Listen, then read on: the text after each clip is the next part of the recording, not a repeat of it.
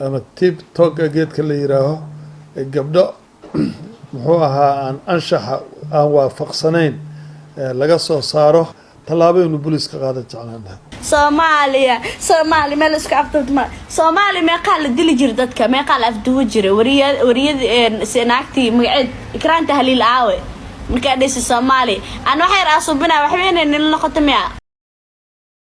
Assalaamu calaykum saaxiibayaal meel kasta aad joogtaan si kastoo muuqaalkayga idin soo gaaray baalka adiga daawanaysaan waa channelka Shaacal Sheekeeye walaakin Shaacal Sheekeeye ku soo dhawaada barnaamijka hadlaynta bulshada idinku wahay wahag markii aan arkay taliyaha ciidanka booliska Soomaaliya oo amray in dadka dhaqan xumada ka wada baraha bulshada gaar ahaan TikTok xabsiga lagu guro iyo digniinihii aan toddobaadkii la soo dhaafay saad baraha bulshada u soo gelinayo waxaan soo xasuustay heestii baraadiriga ahayd ee Xabib Sharaawi ku luqan jiro ahayd hashageel hawdka sareey hunguriyaysataa waxa hoos ku yaalana hamigeed ma siiye horki hawd meego hore adiga habaabay aniga hungoobay waxa baaranaya hele kaari wayse waa ku haysataa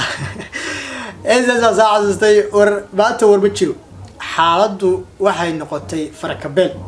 dhalinyaro badan oo TikTok isticmaali jirtay ayaa wadnaha farta ku haysa waxay isweydiinayaan talow goormee lagu soo gargaraaci doonaa iridda Soomaali meel isku afdudma Soomaali meeqa la dili jir dadka meeqa la afduwa jira wariyad seenaagtii magaceed ikraan tahliil aawe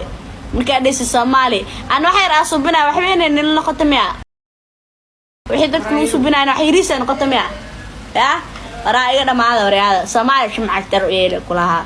waxaas oo dhan ka sii daran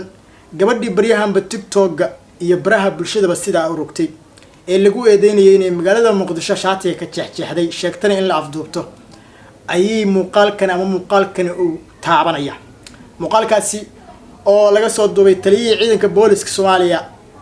taliye Xajar oo sheegay in aan loo aabayeeli doonin dadka dhaqan xumada ka wada TikTok ama dhalinyarada baraha bulshada gaar ahaan TikTok xaaladaha amniga ku qalgalgelinay ballarkan arinteeda waan fiiri doonaa aan muuqaalkan islaam ama TikTok geedka la yiraaho gabdho muxuu ahaa aan anshaxa aan waafaqsanayn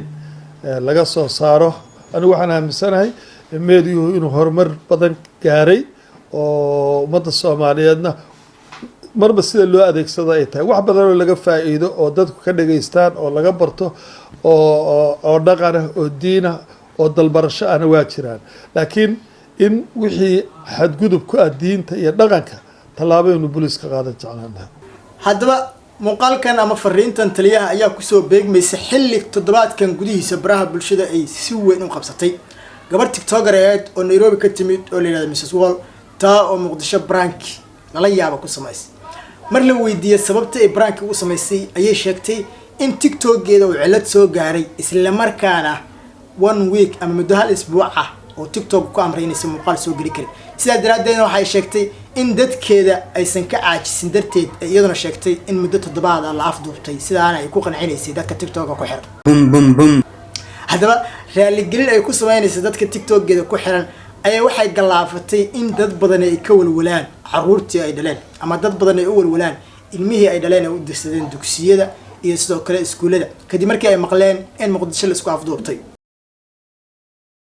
arrintaasi waxay keentay in dad badan siyaabo kala duwan uga hadlaan oo yiraahdaan war gabadhan caasimada wasaqeynaysa iyo gabdhahan kale la jooga arrintooda ma wax laga yiraahdo xaaladii waxay gaartay ciidamada booliska Soomaaliyeed hadda baash way ka tagtay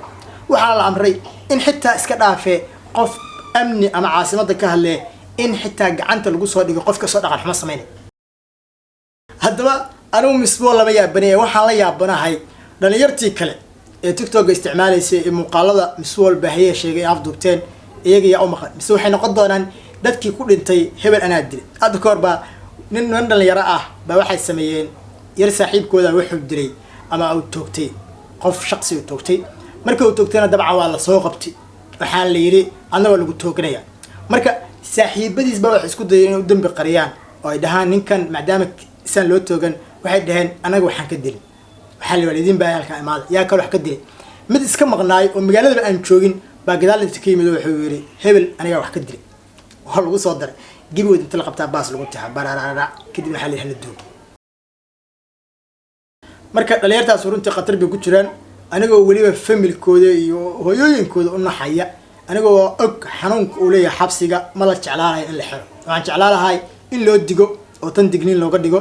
la tusanayo in waddanku dowlad ka jirto cagaha dhulka lagu dhufto muuqaalkan markay maqlaan iyagaan bacaawo seexanayn laakiin waxaan dhihi lahay waa la iska dhaaf intan ha lagu ekeeyo wixii ka dambeeyana qofkii dambe ee shabaqa kusoo dhaca madaxa markaas gudda loo geli qof kasta oo muwaadin Soomaaliyeed ama saxafi ahaw ama wariye ahaw ama youtuber ahaw ama tiktoker ahaw Soomaaliya haddii aad tahay qof Soomaaliya oo Soomaalinimadu ay ku weyn tahay ama aysan ku weynaanbe waddankan aduu kaaga baahan yahay inaad dhisato oo ilaashato haddaad ilaashan weyso oo dhisan weysid waa lagu dhisayaa waa lagu ilaalinayaa adna waa lagu waardiyanayaa marka aad baan runtii anigu la yaabaa markaan arko dhalinyaro jecel inay waddankoodii qalqal geliyaan inay waddankoodii ay dhibaato u geystaan iyagoo aan talaabada samayn karin markay waddan shisheeye joogaan weliba miswal waxaan aad kula siiyaa markay barnaamijyada ay samaynaysaa arkay waxay ka timid Kenya oo ay muddo badan joogtay TikTok ugu kala kacsanaa weligeed iyadoo brank xitaa magaceeda laga maqlaay marka iska dhaaf inay tiraada isliya waa doobtay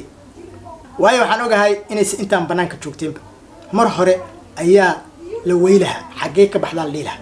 waxaan sidoo kale arkay hadda markii arrintan dhacday iyadoo gacanta ku haysata bistoolad iyo wax saasa iyadoo dhalinyaro iyo iska dhadhicinayso isla macnaa arrin baashaal ah baan artay arrin kale mid hadda ay sameeysan maaha mid ka qatar badan oo gacanta kula jirto waxaan arkay muuqaalkii hadda idin soo bandhigi maayo anigay iyadoo hub gacanta ku haysato dhayso laandheeran ahay halkaan baan joogaa waxaan leeyahay wargabaray meesha aad ka timid waa Kenya waxa laga yaabaa in familkaaga joogo inaad u laabataan macquula cadow faran badan baad leedahay haddeer intay goorta iska gaar oo muuqaalahaas meesha kugu jira iska bixi mid kalena ha samaynin in aad hub gacanta ku dhigtaa adigoo aan qof dowlad ahayn adigoo aan siyaasad ku jirin kuma wanaagsan gabar baa tahay qof dhalinyaraha tahay mararka qaar iyo kaaga daran xaaladda aad ku jirto kale waa qatar cadiib wallahi in huwa kan xayawaan ku dhow jeerna arrimo badan ku iftiimi tan way kugu timid kalena ku soo noqon doontaa ku sheegayba marka waxaan leeyahay war gabadhaas hadda daawanaysaa iyo dadka daawanaya dadka ag dhowtiin buu sheega si kasta meeshaad joog ama Soomaaliya joog ama waddan kale joog adoo qof dhalinyaro ah inta aad qof hub gacantaada inaad ku dhigto iska dhaaf intaad ka ag fogaa kartaa taga ag fogo haddii inkay noqoto inaan waxaan xiiso ku geyso qeyb Japan ku geyso ama ka soo agmuuqay ka tahay qofku wata iska ag taagna dirsan barba male laakiin maalinkii ah gacantaada ku dhigto adiga documentary isku haay wax walba aan lagu soo eedayn karaa tusaale haddii fal dambiye tuuganimo lagu soo eedeeyo sawirada waxay noqon doonaan aproof waxay noqon doonaan kuwa ugu horeeya bogag hore joornaalada lagu isticmaalo haddii lagu soo eedeeyo arrimo kale ama siyaasadda isdiidan oo kale meesha aad joog caddayn waxa loo soo qaadanayaa kaliya wixii aad gacantaada ku hayso okay